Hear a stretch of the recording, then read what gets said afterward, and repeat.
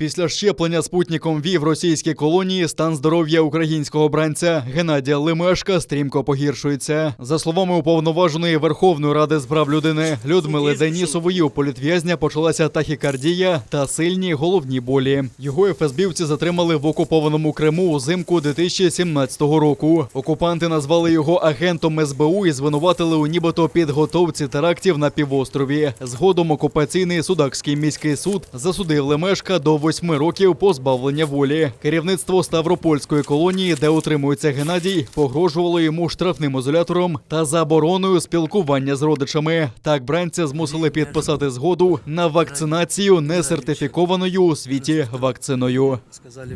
Звертаюся до уповноваженого з прав людини в Російській Федерації Тетяни Москалькової з вимогою терміново забезпечити надання Геннадію Лемешку необхідної меддопомоги. Прошу генерального консула України в Ростові-на-Дону Тараса Малишевського терміново відвідати Геннадія Лемешка.